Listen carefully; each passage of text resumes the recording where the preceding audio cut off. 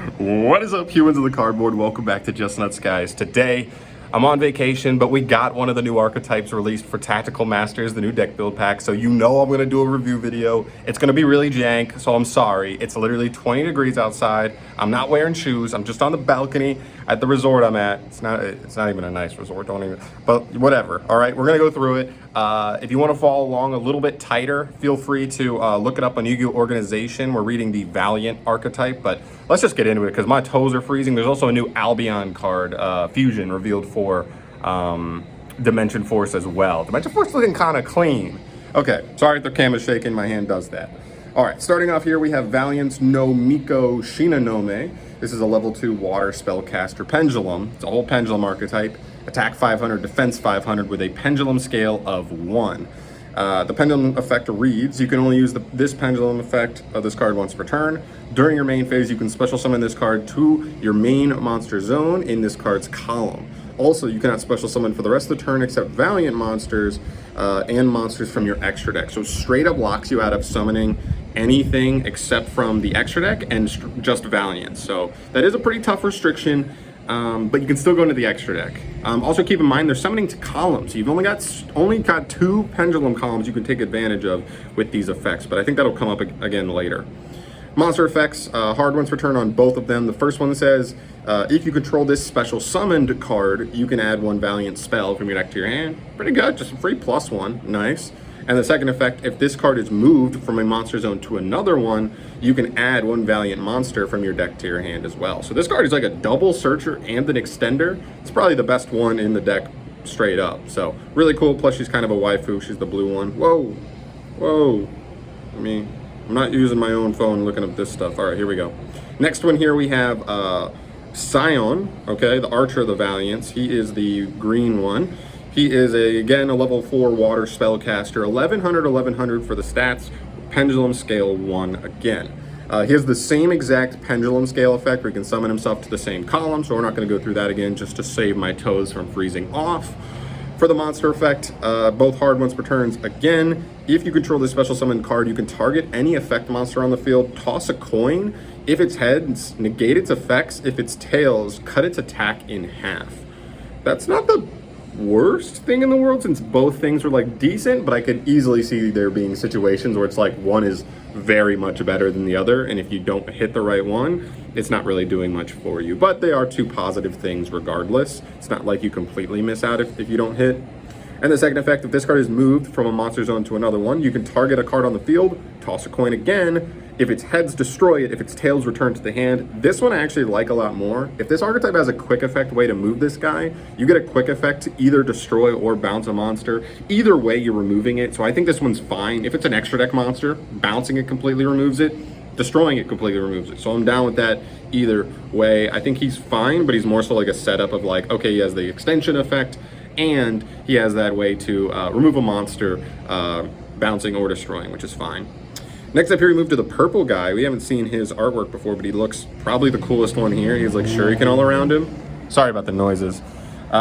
He's a level 6 water spellcaster, 18 for the stats, so not even that crazy high for a level 6, but whatever. Again, a pendulum scale 1. A lot of low scales here so far. You can only use this pendulum effect once per turn. He says if specifically Valiant World Shinrabansho is in the field zone or a water Valiant, or you control a water Valiant monster, you can special summon this card from your main to your main monster zone in this card's column. So another weird extension effect by summoning to the same column, but you have to have either that field spell or another water Valiant monster. But that shouldn't be too hard. It's a pretty decent extension effect there. But also keep in mind this one doesn't even have a restriction on it of like locking you out of stuff, which is cool. All right, then he has 2 hard ones returns as well. You can target one other monster in the main monster zone, move it. Not a quick effect, but just being able to trigger all their effects when they're moved is pretty nice, and also open up columns again to keep summoning more out from the pendulum zones is probably going to be pretty important. And second effect, if this card is moved to another zone, you can target a Valiant monster in your spell and trap zone and special summon it. So he also helps you pull monsters out of the spell and trap zones. Maybe if you've already used their effect and you had another one, just helping you extend onto the field. Not bad. Not the best one though, in my opinion, probably. Then we move to Hojo. He's the big fire daddy here. He's a level 8 water spellcaster. 1919 for a level 8. Pretty weak, but 19 is not bad overall. Again, another low scale. We gotta get to some high scales soon. I believe he has the same exact pendulum effect as the last guy, where you have to have that field spell on the field to summon him, and then, or you need to have a water Valiant on the field, and then summon him to a column. His monster effects, there's 2 of them, the hard ones for turns. Target 1 face-up card in the spell and trap zone, return it to the hand. That's any face-up card, so that could be your opponent's back row, like maybe a floodgate. Bounce your own scales, bounce your own, maybe field spell. Does field spell work there? No, it's spell and trap zone. That could be decent utility. And the second effect, if this guy's moved from a monster zone to another one, you can fusion summon a Valiant fusion from your extra deck using monsters from hand or field, as well as cards in your pendulum zone. So being able to pendulum summon with stuff in the pendulum zones is pretty nice. And also the fact that he's already an extender, and then he also counts as the fusion spell. It means we're not using extra resources to get into our fusion summons, which is pretty cool. All right, moving on, we have our the next section, which is the fire part of the archetype. This is Valiance Buster Baron. These guys look crazy. They're like mech suit guys. This is a level 2 fire machine, 800, scale 1. During your main phase, you can special summon this guy to your main monster zone in this card's column. Also, you cannot special summon for the rest of the turn except Valiant monsters and monsters from the extra deck. So he has that same summoning condition as the first couple monsters we looked at, which is fine, but he's another low scale. Still no high scales here. And then 2 hard ones per turns. If you control this special summon card, you can target a Valiance monster in your main monster zone and move it to another zone. Sweet. More ways to move zones to open up for more extension. Pretty cool. And if this card is moved from a monster zone to another monster zone, you can target a card in the pendulum zone and place it face up in an adjacent spell and trap zone as a continuous spell.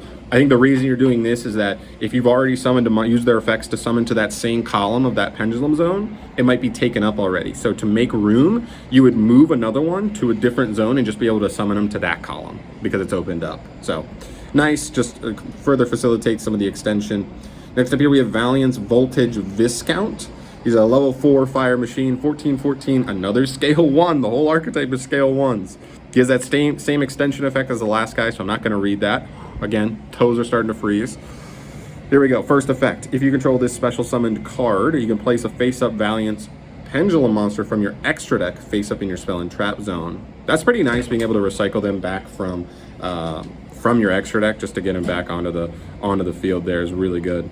And the second effect, if this card is moved from a monster zone to another, you can place a face-up Valiant spell Pendulum monster from your extra deck into your Pendulum zone. So he's able to just like recycle everything. He's actually pretty good, just being able to get everything back from your extra deck into the zones to maybe extend on later turns, or we have other stuff to pull them out of those zones, which is really cool, and so on and so forth. All right, next up here we have Valiance Mad Marquis. He's a level 6 fire machine, 17, another scale 1, which is crazy. His pendulum effect is kind of an extension of the other ones that need the field spell, because apparently there's a second one called Koenig Weissen in the field zone, or you control a fire Valiant monster they can summon from the pendulum zone to that same column. And this guy's other effects read, during your main phase, you can roll a 6-sided die and excavate cards from the top of your deck equal to the result. And if you do, add one of the Valiant cards to your hand that are revealed. It's pretty good. It's probably going to be a +1 most of the time, because I'm assuming this will be a pretty pure variant most of the time. So that's pretty good. And if he's moved from one monster zone to another, you can roll a 6-sided die, and if the result is 2, 3, 4, or 5, you can summon a monster from your spell and trap zone to the same column, again helping extend from those pendulum zones. Yeah, just all extension. They all just do the same thing. They kind of just extend a lot. I'm just not seeing a lot of payoff. The last main deck guy is Valiance Dominator Duke, level 8 fire machine, 2000. Again, scale 1, no high scales in the entire archetype. He has that same effect where if you have the Koenig Weissen field spell, he can summon himself. And then for his effects, you can target a set card in the spell and trap zone. It cannot be activated this turn. That's pretty good, at least playing into boards with back row, just being able to turn something off or force it out then and there. It's pretty cool. And then if he's moved from one zone to another, you can target a face-up monster in your opponent's main monster zone and take control of it.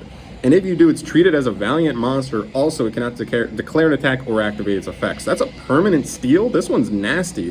This is another one where if you can quick effect move his zone, just fucking snatch steal something. That's pretty sweet. All right. Then we got some fusion monsters here. We've got Valiance Assemble Mamonaka. It's a pendulum fusion. He's 28/28 water spellcaster, level 10, scale 10. You can only use his pendulum effects once per turn. During the main phase, you can do one of these things. Special summon this guy from to your main monster zone in its column. So once he ends up in the pendulum zone, he can summon himself back out. Or you can move one monster in your main monster zone to an adjacent monster zone, which obviously triggers all their effects. His monster effects, he takes 3 Valiant monsters, which is kind of a lot, but if you're able to use your scales to fusion summon like we saw before, that helps a little bit. During the main phase, as a quick effect, target one effect monster in your opponent's main monster zone, place it in your opponent's spell and trap zone in that monster's column as a face-up continuous trap.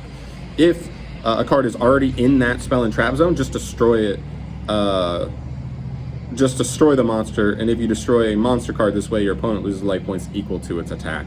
Pretty sweet, kind of just decent quick effect monster removal. And the second effect, if this special summon card you control is destroyed by an opponent's card effect, you can place this card in your pendulum zone. Just being able to restock up into your pendulum zone is pretty cool. And then obviously they have the decent effects there. There's another fusion monster, 2500. This is a level 10 fire machine. His pendulum effects read like this. During the main phase, you can either summon him or move a monster from a zone to another. Cool. And then he takes 2 Valiant monsters, but he must be fusion summoned or special summoned from your face down extra deck by tributing a level 5 or higher non-fusion Valiant monster. Very kind of specific, but actually pretty easy for the deck to do, all things considered. So he kind of has like that Thunder Dragon Colossus condition, but let's see how good it is overall. If this card's special summon, you can target a monster card in your opponent's spell and trap zone, return it to the hand. Okay, and if you do inflict damage to your opponent equal to its attack, then this card gains attack equal to half the damage they took.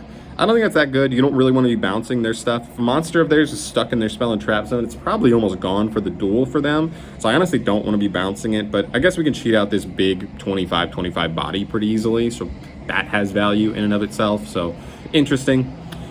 Then we get to the field spells to finish off here. The first one is Shinrabansho. It's a field spell. You can only use the second effect once per turn. When it resolves, you can place a Valiance field spell from your deck into your opponent's field zone. And if there are 2 cards in the field zone, which would be this and the card you just placed, the turn player can target one monster in their spell and trap zone. The turn player summons it to their main monster zone in the same column. Really weird. Ideally, your opponent wouldn't be able to make use of this too much, but it gives you another way to extend. Interesting. I don't know if it does really enough overall to be worth, but it's interesting. And then the other one does pretty much the same exact thing, if I remember correctly, but just swapped, right? When it resolves, place a Valiant field spell in your opponent's field zone, of course. And then if there are 2 cards in the field zone, you can target an effect monster in their opponent's main monster zone in the same column as a monster the turn player controls. In the same column as a monster. One effect in the opponent's has the same as a monster the turn player controls. Okay. And then place the targeted monster face up in its controller spell. So this card's actually kind of like a removal spell, right? You can, as long as you put one of your monsters in the same column as an opponent's, you can put their card in the spell and trap zone. So you kind of can just remove their monster and put it into the spell and trap zone. Not bad. Really interesting archetype. They do have some restrictions on some of the early monsters that kind of say you can only summon from either extra deck or Valiance for the entire rest of the turn. The question is going to be is how much can you do before that, or how much does that not even matter? To me, I'm wondering if the deck feels like it puts up enough defensive stuff. Like, are we really putting up enough interruptions with this deck to be able to only rock with Valiance and still get the job done? Or do we need more stuff? Do we need more powerful boss monsters? Or maybe we can take advantage of generic ones? I honestly don't know. I'd need to see some playing with this deck before I can really make a full judgment on it. But some of the effects are pretty cool. It's very unique for sure. We'll just have to see really how it plays with like generic pendulum stuff and whatnot. So there you go. I'm freezing. I got to get back inside. Thank you so much for watching. As always, subscribe if you haven't. You want to see more stuff from me down the line. Let me know your thoughts down below on the Valiance, and I'll see you in the next one. Peace.